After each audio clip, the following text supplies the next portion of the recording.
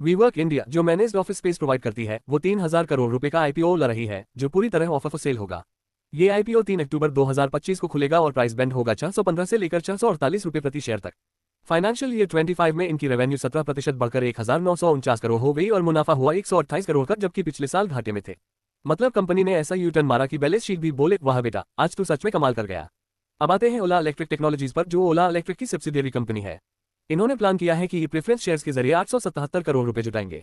लेकिन financial year 26 के quarter 1 में इनकी रेवेन्यू 50% घटकर 828 करोड़ रह गई और नुकसान भी बढ़कर 428 करोड़ हो गया, मतलब 33% का उछाल घाटे में। अब वर्ष से इनोवेशन की बात करते हैं, जो डेली हंट और जोश ऐप की पेरेंट कंपनी है। फाइनेंशियल ईयर 25 में इनका ऑपरेटिंग रेवेन्यू 88% बढ़कर 1,930 करोड़ पहुंच गया और ईबिटा लॉस 20% कम होकर 738 करोड़ पर आ गया। मतलब जोश ऐप में लोग भले कम डांस कर रहे हो, लेकिन इनके अकाउंट्स में हिलना डुलना जारी है। कैपिलरी टेक्नोलॉजीज जो एक सास कंपनी है, इसे सेबी से आईपीओ लाने की मंजूरी मिल गई है।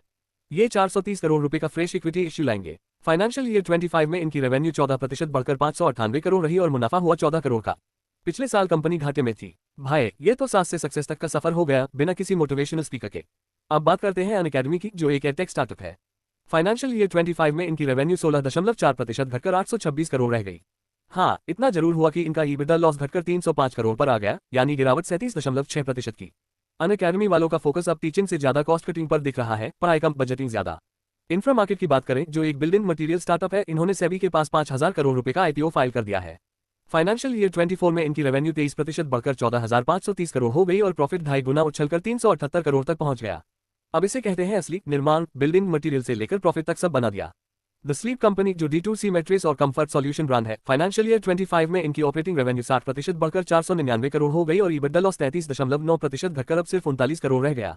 लेकिन फिर भी ईबिटा मार्जिन -7.8% और रिटर्न ऑन कैपिटल -30% से ज्यादा है। मतलब कंफर्ट तो बेच रहे हैं, लेकिन इन्वेस्टर्स की नींद हराम कर दी है। लाइक करे, शेयर करे, नीचे कॉमेंट करो और सब्सक्राइब करो जल्दी से। आगे बढ़ते हैं। अब जाइद की बारी, digital lending startup. Financial year 25 में इनकी ऑपरेटिंग रेवेन्यू 400% से ज्यादा बढ़कर 101 करोड़ हो गई, लेकिन लॉस भी 70% उछलकर 12.8 करोड़ हो गया। ऊपर से इन्होंने 19 करोड़ का बैड डेट्स राइट ऑफ कर दिया और 8 करोड़ की एनपीए प्रोविजनिंग भी कर दी। जाइद की लैंडिंग ऐसी है जैसे दोस्तों को उधार देना, वापस आया तो किस्मत, नहीं आया तो अनुभव। अब बात करते हैं फ्री चार्ज की, जो डिजिटल पेमेंट्स और फाइनेंशियल सर्विसेज में है। फाइनेंशियल ईयर 25 में इनकी ऑपरेटिंग रेवेन्यू घटकर 297 करोड़ रह गई, यानी गिरावट 34.6% की और कंपनी को 41 करोड़ का घाटा हुआ, जबकि पिछले साल मुनाफा हुआ था। ईबिटा मार्जिन -19% और return on capital -18%। Free charge का हाल देखकर लग रहा है नाम तो फ्री चार्ज है, लेकिन खुद को ही चार्ज नहीं कर पा रहे। अब चलते हैं प्लम की तरफ, एक D2C ब्यूटी और personal care brand. Financial year 25 में इनकी ऑपरेटिंग रेवेन्यू 23.3% बढ़कर 402 करोड़ हो गई और कंपनी को 25 करोड़ का प्रॉफिट हुआ, जबकि पिछले साल घाटे में थी। ईबिटा मार्जिन पॉजिटिव 6.2% और रिटर्न ऑन कैपिटल पॉजिटिव 5.3%।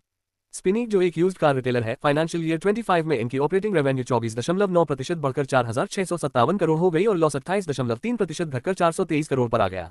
मतलब पुरानी कारें बेचकर नई उम्मीद जगा दी। अब चलते हैं कुछ क्विक फंडिंग अपडेट्स पर। पेट पूजा जो रेस्टोरेंट पॉइंट ऑफ सेल और मैनेजमेंट सॉफ्टवेयर बनाते हैं, इन्होंने 137 करोड़ जुटा लिए।